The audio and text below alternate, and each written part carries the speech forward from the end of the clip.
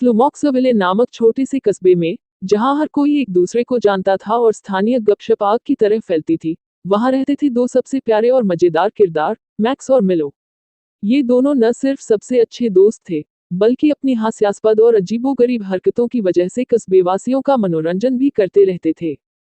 एक सुंदर शनिवार की सुबह, लंबे, पतले और बिखरे हुए लाल बालों वाले मैक्स को अचानक मिलो का फोन आया। मिलो, इसके विपरीत, छोटा और मोटा था, और हमेशा उसकी आंखों में शरारत झलकती रहती थी। हाल ही में इन दोनों ने एक पुरानी जर्जर वैन खरीदी थी, जिसे उन्होंने प्यार से रस्ट बकेट नाम दिया था। यह उनकी शान थी, भले ही यह कभी भी टूटकर गिर सकती थी। मैक्स, मेरे पास एक शानदार आइडिया है। मिलो की आवाज फोन में गूंज रही थी। मैक्स ने गहरी सांस ली। मिलो के शानदार आइडिया आमतौर पर तबाही में खत्म होते थे। अब क्या है, मिलो? याद है न, बूढ़ी मिसेज थॉम्पसन का जन्मदिन आ रहा है। मैंने सोचा, क्यों न उनके लिए एक केक बेक करें, और वो भी फ्लुमॉक्सविले का अब तक का सबसे बड़ा केक।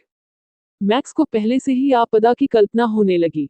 तुम्हें याद है कि पिछली बार जब हमने बेकिंग करने की कोशिश की थी तो क्या हुआ था? वो अलग था, मिलो ने जोर देकर कहा। हमारे पास रेसिपी नहीं थी। इस बार मैंने सब कुछ प्लान कर लिया है।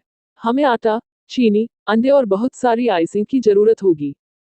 अनिच्छा से मैक्स ने सहमति जताई, और जल्द ही वे खुद को स्थानीय किराना दुकान में पाते हैं, आटा और अन्य बेकिंग आवश्यकताओं से भरी ट्रॉली के साथ। जब तक वे काउंटर तक पहुंचे, उन्होंने न केवल बीन्स के डिब्बों की एक डिस्प्ले गिरा दी, बल्कि लगभग मिसेज पीटरसन के पालतू कुत्ते फ्लिफी को भी कुचल दिया। मैक्स के घर पर उन्होंने रसोई को एक अस्थायी बेकरी में बदल दिया। मिलो के निर्देशों का पालन करते हुए उन्होंने सभी सामग्री एक बड़े कटोरे में मिलाई। मैक्स ने अंडे फोड़े, लेकिन उसकी तालमेल इतनी बेकार थी कि बैटर में अंडे के छिलके ज्यादा थे और अंडे कम।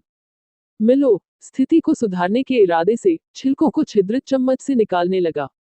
जैसे ही उन्होंने बैटर को सबसे बड़े पैन में डाला जो उन्हें मिला, मैक्स को एक एहसास हुआ। मिलो, हम इसे बेक कैसे करेंगे? ये बहुत बड़ा है। मिलो मुस्कुराया और एक हेयर ड्रायर निकाला। हम इसे जल्दी शुरू करेंगे। अपने बेहतर फैसले के बावजूद मैक्स ने योजना को आगे बढ़ाया। उन्होंने हेयर ड्रायर को प्लग किया और प्री बेकिंग शुरू कर दी। स्वाभाविक रूप से यह एक आपदा साबित हुआ। हेयर ड्रायर ओवरहीट होकर फट गया और बैटर के टुकड़े रसोई में बिखर गए। निराश न होकर मिलो ने सुझाव दिया कि वे इस अधपके केक को शहर की बेकरी में ले जाएं और मदद मांगे। उन्होंने बड़े ध्यान से विशाल पैन को रस्ट बकेट में लोड किया और रवाना हो गए। रास्ते में वे एक गड्ढे से टकरा गए, जिससे केक सीट से फिसलकर उल्टा गिर गया। चिंता मत करो, हम इसे ठीक कर लेंगे, मिलो ने आत्मविश्वास से कहा। जब वे बेकरी पहुंचे, बेकरी के मालिक, एक दयालु बूढ़े आदमी, मिस्टर क्रम्बल ने एक नजर में गड़बड़ी को देखा और हंस पड़े। तुम दोनों कभी भी मुझे आश्चर्यचकित करने में विफल नहीं होते। आओ, देखते हैं हम क्या कर सकते हैं। मिस्टर क्रम्बल की विशेषज्ञता से उन्होंने केक को बचाने में कामयाबी पाई और यहाँ तक कि मिसेज थॉम्पसन के लिए एक संदेश भी सजाया।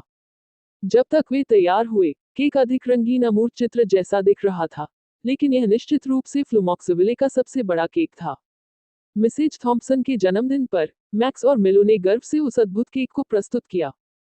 कस्बे के लोग इकट्ठा हुए, और एक पल की स्तब्ध चुप्पी के बाद वे हंसी और तालियों की गड़गड़ाहट में फूट पड़े। मिसेज थॉम्पसन, उनके प्रयास और पूरे मजाक से अभिभूत, ने इसे अब तक का सबसे अच्छा जन्मदिन केक घोषित किया। उस दिन से मैक्स और मिलो की बेकिंग आपदा फ्लुमॉक्सविले में एक किंवदंती बन गई।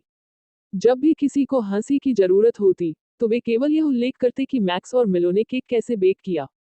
और उनकी कई मस्तियों के बावजूद कस्बे के लोग जानते थे कि मैक्स और मिलो के साथ फ्लुमॉक्सविले का जीवन और भी चमकीला था, और वे अपनी अगली हास्यास्पद यात्रा के लिए तैयार थे।